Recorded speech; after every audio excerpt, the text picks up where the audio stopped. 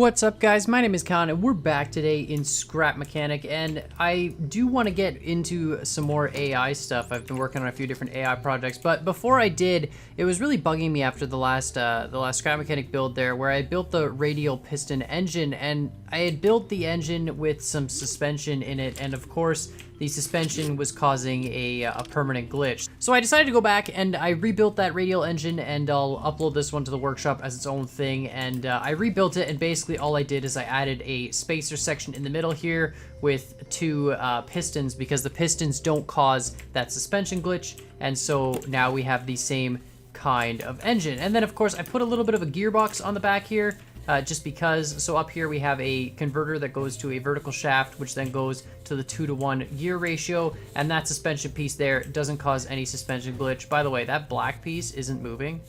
It's cool, right? But it's not actually attached to anything, because all it is just, you know, perpendicular science. And then of course if you want to reverse it, we can extend that piston out, and this gear actually slides through that piston there and, you know, changes the rotation of the vertical shaft, which in turn changes the rotation of this. And so I thought that's pretty awesome. I mean, that's a cool engine, right? So the engine's always spinning in the same direction, and you can see there if you look on the right side, hold on, look on the right side, right? You see we're just changing the position of that piston, and it kind of, like, you know, glitches through, but it works pretty well and delivers full power. And you can see the wheels, they switch directions. So I thought this is great. So what I got to do is then turn this into a tank. That's the most logical thing. If we have an engine that can go forward and backwards, we should turn that into a tank. And that's what I did. So I put it on a sort of body here, and we've got this suspended above the ground. We'll just get up in the seat here. And so we've got the radial engine here, and then it goes out through this shaft to this vertical shaft, which goes to the 2-to-1 gear ratio, which goes to an axle, which then goes to two gear shifters. You can see one on this side and one on this side, and those gear shifters drive these horizontal axles, which in turn drive each of the wheels. So you'd think that this should work, and if we turn it on, you can see there the wheels are spinning in opposite directions, right? So it kind of works. And then if we hit the shifter, we hit the shifter. No, see, it just broke. The shifter just, you see that? It just completely broke. And this is why it doesn't work. So for some reason, they work really well on that small scale, but when you put a large load on the shifters, for example, the weight of these wheels, which is what's happening, for some reason, the pistons and the shifters just aren't strong enough to deal with the forces between the piston engine itself and the weight of the wheels. And so if we take this one, you know, one switch activates both motors, and you can see it kind of works, sort of.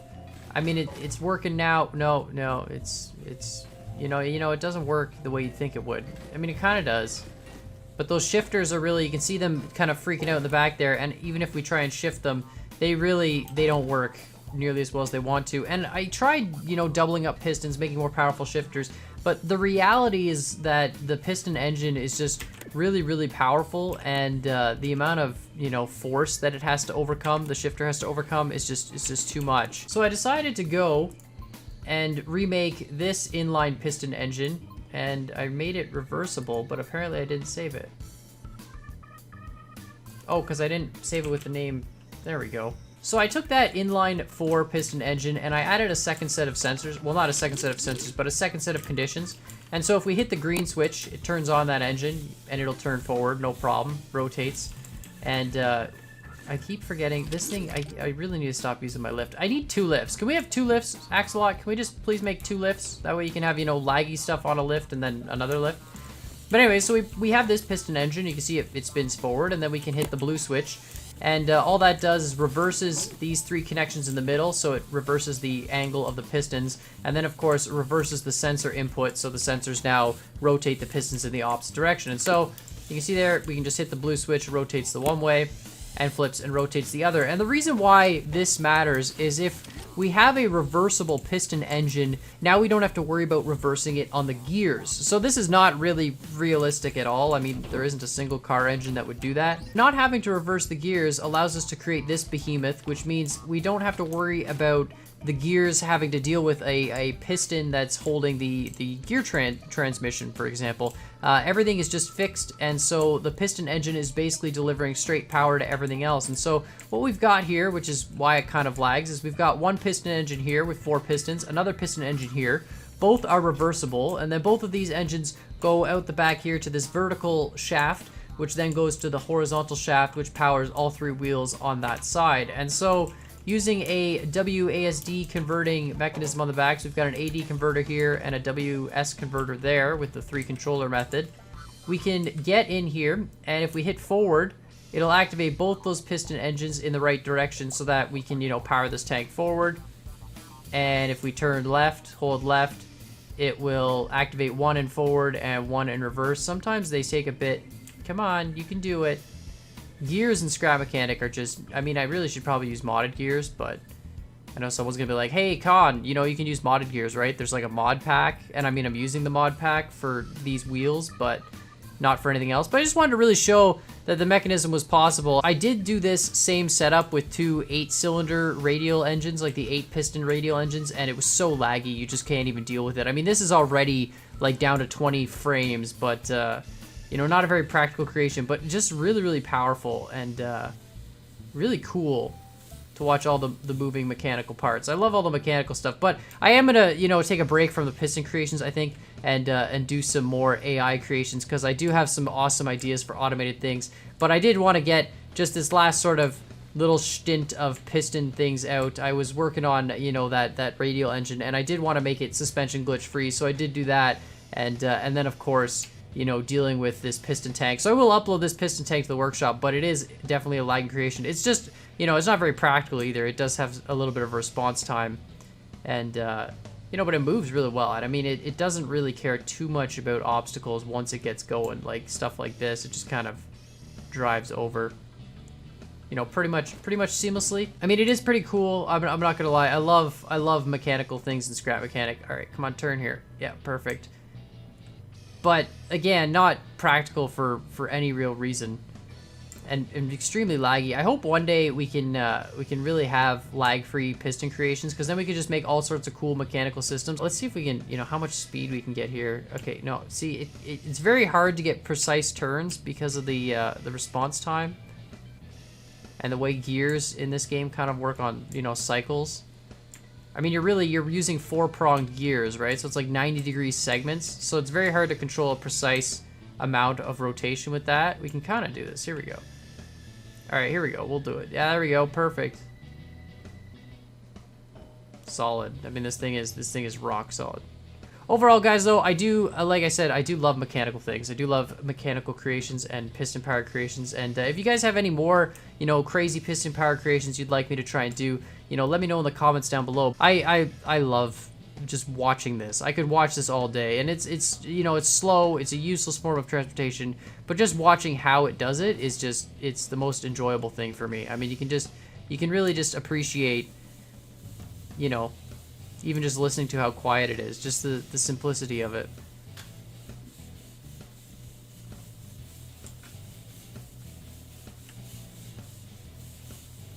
Oh, okay. No, yeah, no, that's good. I was trying to stop there. All right, perfect. All right, we're gonna make this. See, sometimes it gets jammed up. I don't know. It seems to be like the friction on the wheels on the ground is just too much when it tries to slide. Because when it's turning, it's, you know, sliding the wheels sideways, and that seems to be too much for it sometimes, but we'll do it. Come on, up the hill, up the hill, up the hill. All right, perfect. All right, let's just turn around here.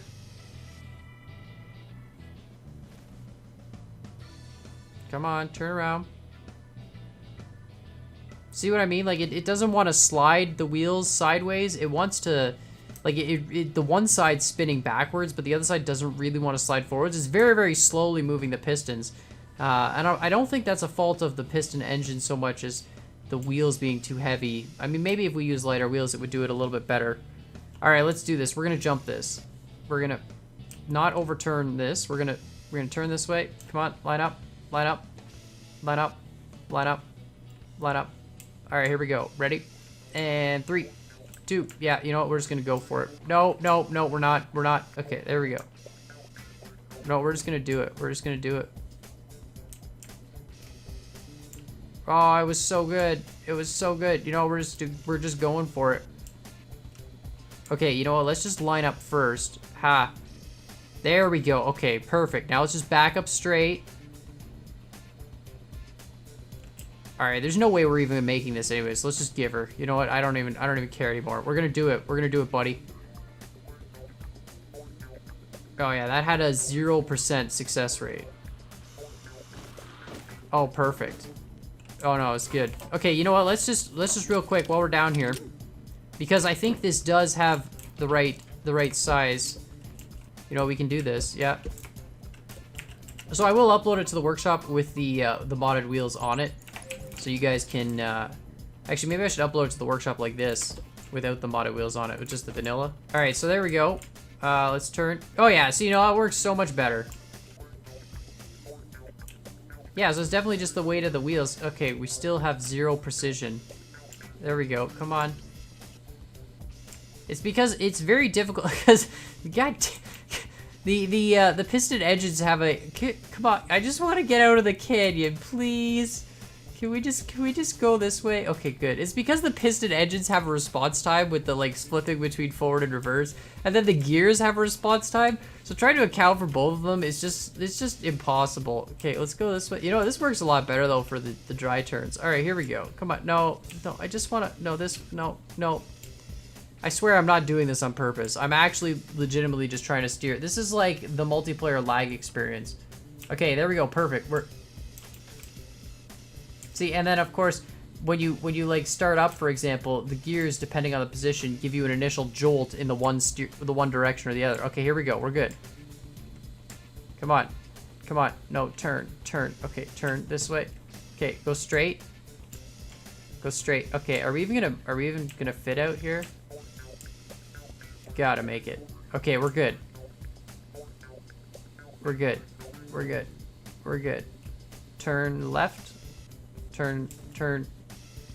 Anyways, I think I am gonna upload it like this. You guys can put modded wheels on it. I'll put that in the description. You know, I encourage you to use modded wheels. But I am gonna upload it like this just so you can see how the mechanism works and really appreciate that. It actually lags less like this too, it seems. Maybe that's just me. But make sure you guys hit that thumbs up button down below and hit that subscribe button if you haven't already. And of course, let me know what you're thinking in the comments when it comes to Scrap Mechanic and Piston projects, or you know, other logic projects and stuff you'd like to see, because I'm always enthusiastic to try new ideas and try out different things, and you know, really just make projects that have a cool method to them or something cool about them, but really have no practical purpose. That's like, you know, right up my alley. So make sure you guys hit up those comments down below. And as always, I hope you guys enjoyed this video, and I'll see y'all next time.